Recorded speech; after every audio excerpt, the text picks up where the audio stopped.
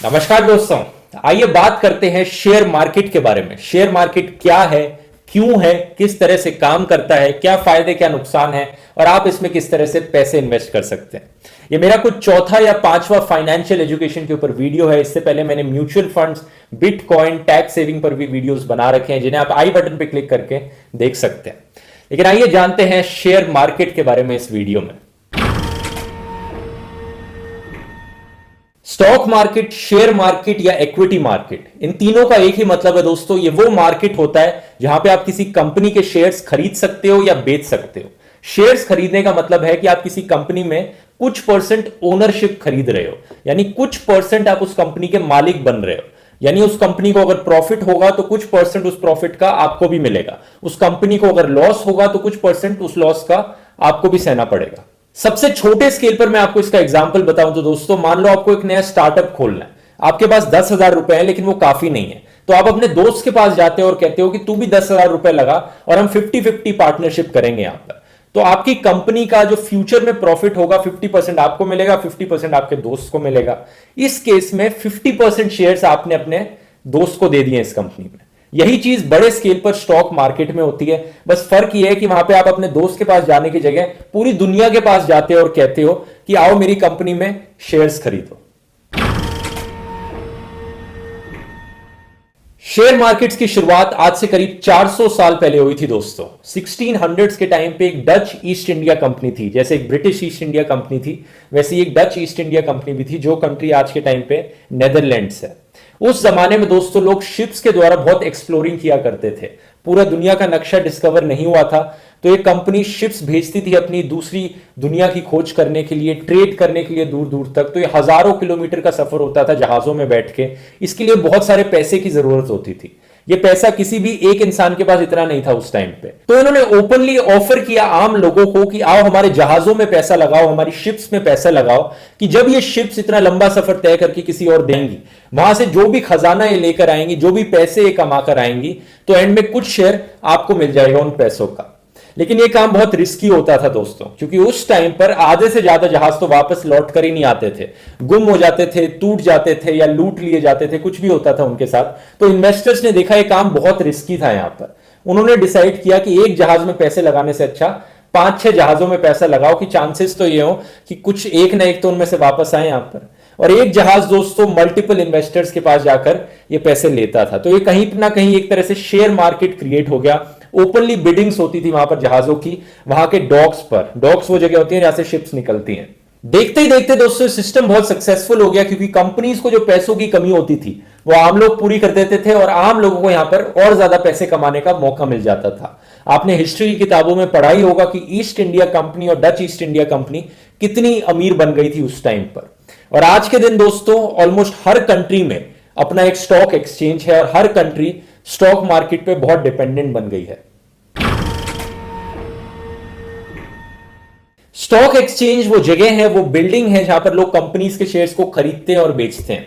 दो टाइप के मार्केट्स में से डिवाइड किया जा सकता है, एक प्राइमरी मार्केट और एक सेकेंडरी मार्केट। प्राइमरी मार्केट वो है दोस्तों जहां पर कंपनीज आकर अपने शेयर को बेचती हैं। ये कंपनीज के ऊपर है कि वो एग्जैक्टली क्या प्राइस रखे अपने शेयर का। हालांकि इसमें कुछ रेगुलेशंस भी होती हैं, लेकिन कंपनी ज्यादा ऊपर नीचे कर नहीं सकती, क्योंकि ऑब्वियसली ये डिमांड पर डिपेंड करता है कितना प्राइस वहां पर लोग देने को तैयार है कंपनी के शेयर के लिए। अगर एक कंपनी 1 लाख की वैल्यू है कंपनी की, वो अपने 1 लाख शेयर्स बांटती है और 1 रुपए पर शेयर में लोगों को ऑफर करती है। अब अगर उसकी डिमांड ज्यादा है, लोग वो ज्यादा प्राइस में बेच पाएगी अपने शेयर्स को, तो आजकल कंपनीज क्या करती हैं, एक मिनिमम प्राइस होता है, एक मैक्सिमम प्राइस होता है। तो एक रेंज डिसाइड कर लेती है कंपनी कि मैं इस रेंज के अंदर अपने शेयर्स को यहां पर बेचूंगी। यहां पर ध्यान रखने वाली बात यह है दोस्तों कि एक कंपनी के हर शेयर की वैल्यू इक्वल होती है। अब ये कंपनी के ऊपर है कि वो अपने कितने शेयर बनाए। 1 लाख वैल्यू अगर टोटल कंपनी की, तो वो 1 रुपए के 1 लाख शेयर भी बना सकती है, या फिर 50 पैसे के 2 लाख शेयर भी बना सकती है। और वैसे दोस्तों जब कंपनीज अपने शेयर मार्केट में शेयर बेचती है, वो कभी भी 100% नहीं बेचती है।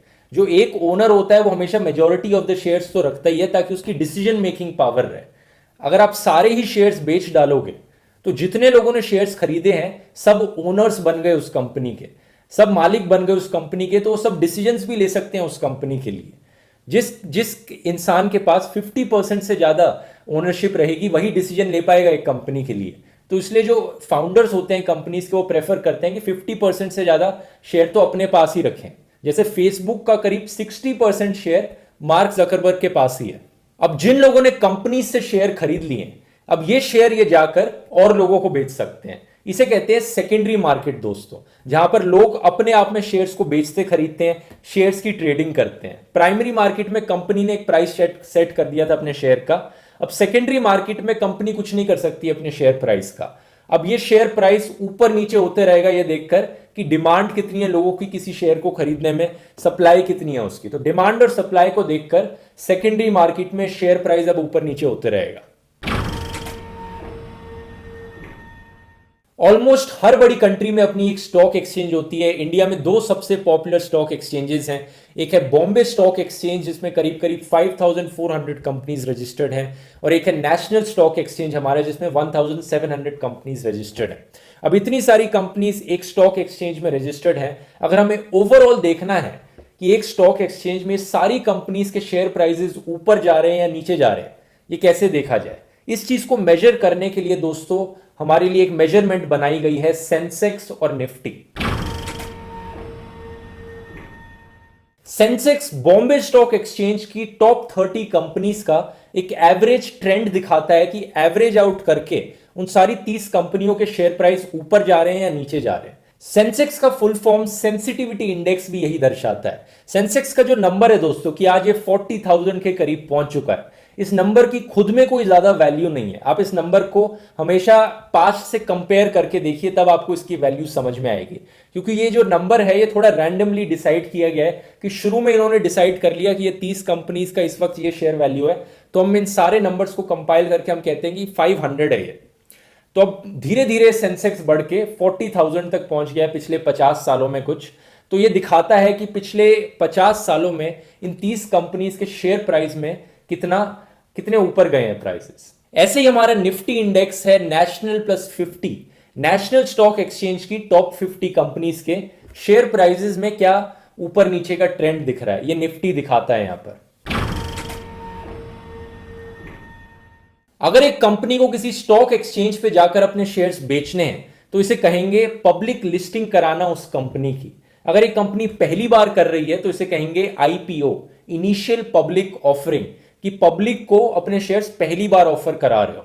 ईस्ट इंडिया कंपनी के जमाने में काम करना बहुत ही आसान था, कोई भी अपनी कंपनी को लाकर पब्लिक के सामने शेयर बेच सकता था। लेकिन आज के टाइम पे दोस्तों ये प्रोसीजर बहुत ही लंबा और कॉम्प्लिकेटेड है, और होना भी चाहिए।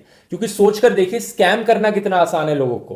कोई भी अपनी फेक कंपनी बनाकर स्टॉक एक्सचेंज में बैठेगा और बढ़ा चढ़ाकर कहेगा कि देखो मेरी कंपनी की इतनी वैल्यू है, मेरी कंपनी ने ये सब किया है, लोगों को झूठ बोलेगा और लोग बेवकूफ बन के उसकी कंपनी में पैसे इन्वेस्ट कर देंगे और वो पैसे लेकर भाग जाएगा यहां से।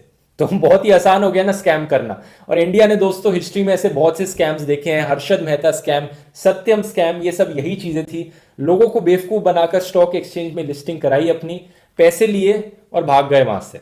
तो धीरे धीरे दोस्तों जैसे जैसे ये स्कैम्स होते रहे वैसे वैसे स्टॉक एक्सचेंजेस को पता लगने लगा कि हमें अपने पूरे प्रोसीजर को और स्ट्रांग बनाना पड़ेगा, स्कैम प्रूफ बनाना पड़ेगा। इसके लिए रेगुलेशंस और स्ट्रांग बनाते गए, रूल्स और स्ट्रांग बनाते गए, जिसकी वजह से आज काफी कॉम्प्लिकेटेड रूल्स हैं। Securities and exchange board of India, SEBI, ये एक रेगुलेटरी बॉडी है जो इन सब चीजों को देखती है दोस्तों कि कौन सी कंपनीज को स्टॉक मार्केट पे लिस्ट किया जा रहा है और सही तरीके से किया जा रहा है कि नहीं किया जा रहा है। और अगर आपको ये करना है दोस्तों तो आपको सेबी के नॉर्म्स को पहले फुलफिल करना पड़ेगा। इनके नॉर्म्स बहुत स्ट्रिक्ट हैं, जैसे कि आपकी कंपनीज के अकाउंटिंग पर काफी चेक्स एंड बैलेंसेज होने चाहिए। कम से कम 2 ऑडिटर्स ने आपकी कंपनीज की अकाउंटिंग को चेक किया होना चाहिए। 3 साल लग सकते हैं इस पूरे प्रोसेस में। 50 से ज्यादा शेयर होल्डर्स ऑलरेडी होने चाहिए आपकी कंपनी में अगर आपको पब्लिकली लिस्ट कराना है किसी कंपनी को। और जब आप अपने शेयर्स बेचने जाओगे, आपके शेयर्स की अगर कोई डिमांड नहीं हुई लोगों के बीच में, तो सेबी आपकी कंपनी को स्टॉक मार्केट से हटा भी सकता है। अब आप कैसे स्टॉक मार्केट में पैसे इन्वेस्ट कर सकते हैं? ईस्ट इंडिया कंपनी के टाइम पे तो आप उस जमाने में उस डॉक्स पे जाकर, जहां से जहाज निकल रहे थे, वहां पे जाकर ये बिडिंग कर सकते थे, खरीद बेच सकते थे स्टॉक्स को। और इंटरनेट के आने से पहले आपको बॉम्बे स्टॉक एक्सचेंज की बिल्डिंग में जाकर ये काम करना होता। लेकिन इंटरनेट के आने के बाद दोस्तों आपको सिर्फ तीन चीजों की जरूरत है, एक बैंक अकाउंट, एक ट्रेडिंग अकाउंट और एक डीमैट अकाउंट। बैंक अकाउंट इसलिए आपको अपने पैसों की जरूरत होगी, ट्रेडिंग अकाउंट इसलिए कि आप ट्रेड कर सकें, आप पैसे इन्वेस्ट कर सकें किसी कंपनी में, और डीमैट अकाउंट होता है दोस्तों स्टॉक्स जो आप खरीद रहे हैं उसे स्टोर करने के लिए, एक डिजिटल फॉर्म में स्टोर करने के लिए उन स्टॉक्स को। आजकल ज्यादातर बैंक्स 3-in-1 अकाउंट्स ऑफर करने लग गए हैं कि ये तीनों अकाउंट्स आपके बैंक अकाउंट के अंदर ही इन्वॉल्व हो। हम जैसे लोगों को कहेंगे दोस्तों रिटेल इन्वेस्टर्स, यानी आम लोग जो इन्वेस्ट करना चाहते हैं स्टॉक मार्केट में। तो रिटेल इन्वेस्टर्स को हमेशा एक ब्रोकर की जरूरत होती है। ब्रोकर वो इंसान होता है जो बायर और सेलर को एक साथ मिलाता है। अब हमारे लिए ब्रोकर हमारा बैंक भी हो सकता है, या कोई और थर्ड पार्टी ऐप भी हो सकती है, या कोई प्लेटफॉर्म भी हो सकता है। जब आप ब्रोकर्स के थ्रू पैसे लगाते हैं स्टॉक मार्केट में तो ये ब्रोकर अपना कुछ कमीशन रख लेता है, इसे कहते हैं ब्रोकरेज रेट। ये ब्रोकरेज रेट दोस्तों बैंक ज्यादातर चार्ज करते हैं अराउंड 1%, लेकिन 1% ज्यादा हाई है, इतना होना नहीं चाहिए। आपको अगर सही से ढूंढेंगे तो आपको ऐसे प्लेटफॉर्म्स भी मिल जाएंगे जो ब्रोकरेज रेट अराउंड 0.05% दे रहे हो या 0.01% दे रहे हो। ये ब्रोकरेज रेट उनके लिए डिसएडवांटेज है अगर जो ज्यादा ट्रेडिंग करना चाहते हैं स्टॉक से, यानी एक दिन में इतने सारे स्टॉक्स खरीदे, इतने सारे बेचे, तो बहुत सारा पैसा आपका इस ब्रोकरिंग फीस में ही चला जाएगा। लेकिन अगर आप इन्वेस्टिंग करना चाह रहे हैं लॉन्ग टर्म के लिए तो ज्यादा ब्रोकरेज रेट से इतना फर्क नहीं पड़ेगा, क्योंकि आप एक बार ही देंगे उस ब्रोकरेज रेट को। तो इन्वेस्टिंग और ट्रेडिंग दो अलग अलग चीजें हैं। इन्वेस्टिंग का मतलब है आपने एक बार ही पैसे लगाए स्टॉक मार्केट में और कुछ टाइम तक उसे रहने दिया वहां पर, और ट्रेडिंग का मतलब है कि आप जल्दी से काफी पैसे लगाते हो यहां पर, काफी वहां लगाते हो, कुछ निकाल लेते हो, कुछ निकाल लेते हो, तो बहुत जल्दी जल्दी काम करते रहते हो। इनफैक्ट ट्रेडिंग करना दोस्तों खुद में ही एक जॉब है। ऐसे बहुत से लोग हैं हमारे देश में जो सिर्फ ट्रेडर्स हैं और दिन भर बैठ के यही काम करते हैं, पैसे इस शेयर से निकाले उस शेयर में डाले, यहां से निकाला वहां डाला और यहां से प्रॉफिट कमाया। तो सबसे इंपॉर्टेंट सवाल यहां पर यह उठता है कि क्या आपको शेयर मार्केट में पैसे इन्वेस्ट करने चाहिए। काफी लोग इसे जुए से कंपेयर करते हैं, गैम्बलिंग कहते हैं इसे, क्योंकि इसमें इतना ज्यादा रिस्क होता है। और मेरी राय में दोस्तों ये बिल्कुल सही कहते हैं, ये एक तरह की गैम्बलिंग ही है। अगर आपको नहीं पता कि वो कंपनी किस टाइप की है, कंपनी की परफॉर्मेंस कैसी रही है, कंपनी के एग्जैक्टली पैरामीटर्स क्या है, फाइनेंशियल रिकॉर्ड क्या है कंपनी का, उसकी अकाउंटिंग इंफॉर्मेशन देख के आप हिस्ट्री नहीं देखते, तो एक तरह से जुआ खेलने जैसा ही है, क्योंकि आपको कोई आइडिया ही नहीं है कि वो कंपनी फ्यूचर में कैसा परफॉर्म करेगी। बस आप लोगों की बात सुनकर कि लोग कह रहे हैं कि ये कंपनी अच्छा परफॉर्म कर रही है, इसमें शेयर मार्केट में पैसे लगा ले, तो इसलिए आप लगा रहे हो यहां पर। ये काम बिल्कुल नहीं करना चाहिए दोस्तों, और ये बहुत ही रिस्की होता है करना। और ऑब्वियसली जब कुछ लोग ऐसे हैं यहां पर जो रात दिन ये काम कर रहे हैं, जैसे कि ट्रेडर्स हैं जो एक्सपर्ट्स हैं इस फील्ड में, जिनको ज्यादा नॉलेज है स्टॉक मार्केट के बारे में, वो ऑब्वियसली ज्यादा अच्छा परफॉर्म करेंगे क्योंकि उन्हें पता होगा कि ये सब कैसे काम करता है। तो मेरी राय में दोस्तों आपको कभी भी शेयर मार्केट में डायरेक्टली इन्वेस्ट नहीं करना चाहिए, उन एक्सपर्ट्स पे रिलाई करना चाहिए। अब इसका एक बहुत अच्छा फॉर्म है म्यूचुअल फंड्स, क्योंकि म्यूचुअल फंड्स में क्या होता है, आप डायरेक्टली खुद नहीं डिसाइड करते कि किस कंपनी में इन्वेस्ट करना है। म्यूचुअल फंड्स में आप एक एक्सपर्ट्स पे भरोसा डालते हो कि वो एक्सपर्ट्स डिसाइड करें कि किस कंपनी में इन्वेस्ट किया जाए। इनफैक्ट ज्यादातर म्यूचुअल फंड्स ढेरों कंपनीज में इन्वेस्ट करते हैं ताकि लॉस होने के चांसेस काफी कम रहे यहां पर। जैसे कि मैंने ईस्ट इंडिया कंपनी का एग्जांपल दिया था, इन्वेस्टर्स बहुत जल्दी समझ गए थे कि एक जहाज में पैसे कभी मत डालो अपने, 5-6 जहाजों में पैसे लगाओ अपने, ताकि चांसेस ये रहे कम से कम एक तो वापस लौट के आए। तो म्यूचुअल फंड्स भी ऐसा ही काम करते हैं, बहुत जगह अलग अलग पैसे लगाते हैं यहां पर। और म्यूचुअल फंड्स में इन्वेस्ट करने के लिए दोस्तों यहां पर एक बहुत अच्छी ऐप है कुवेरा। कुवेरा एक ऐसी ऐप है जो 0% ब्रोकरेज फीस चार्ज करती है, यानी आप इस ऐप के थ्रू अगर म्यूचुअल फंड्स में पैसे इन्वेस्ट करेंगे तो ये ऐप अपने लिए 0% कमीशन लेगी, चाहे आप कितने भी पैसे इन्वेस्ट करें। एक सवाल यहां पर ये उठेगा, तो ऐप खुद से कैसे पैसे कमाती है।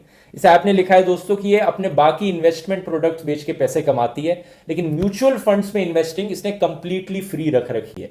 एक बहुत ही यूनिक और स्पेशल चीज है जो आज तक मैंने किसी और ऐप में नहीं देखी है दोस्तों। बाकी इस ऐप के और फीचर्स हैं कि आप इसमें गोल सेट कर सकते हो, जैसे कि आपको घर खरीदना है, गाड़ी खरीदनी है, आप इस ऐप में लिखो कितनी टोटल कॉस्ट होगी उसकी, कितने साल बाद आप उसे खरीदना चाहते हो और अपफ्रंट कितनी पेमेंट कर सकते हो उसकी। और यह ऐप आपको अपने एल्गोरिथम्स के थ्रू एआई का इस्तेमाल करके आपको बता देगी कि आपको इन म्यूचुअल फंड्स में पैसे इन्वेस्ट करने चाहिए। यही एल्गोरिथम्स का इस्तेमाल करके ऐप आपको यह भी बता देती है कि आप मिनिमाइज कैसे कर सकते हो अपना टैक्स, जो long term capital gains tax होता है जब भी आप कहीं पैसे इन्वेस्ट करते हो जो आपको देना पड़ता है। तो ये ऐप इन्फ्लेशन को अकाउंट में रख के और ये सब देखकर बता देगी कि आपको इस साल इतने पैसे इन्वेस्ट करने चाहिए, इस साल इतने पैसे इन्वेस्ट करने चाहिए, इस साल आपको निकालने चाहिए कि आपका टैक्स मिनिमम हो यहां पर। तो मैं आपको रेकमेंड करूंगा दोस्तों इस ऐप को इंस्टॉल कीजिए अगर आपको म्यूचुअल फंड्स इन्वेस्टिंग में इंटरेस्ट है तो। और मैं इस ऐप का धन्यवाद करना चाहूंगा इस वीडियो को स्पॉन्सर करने के लिए। अगर आपको लगता है दोस्तों आपने इस वीडियो से काफी कुछ नया सीखा तो इस वीडियो को शेयर कीजिए और नीचे कमेंट्स में लिखकर मुझे बताइए कि नेक्स्ट किस टॉपिक पर, किस एजुकेशनल या फाइनेंशियल टॉपिक पर आप वीडियो देखना चाहेंगे। चलिए मिलेंगे हम अगले वीडियो में दोस्तों। बहुत बहुत धन्यवाद।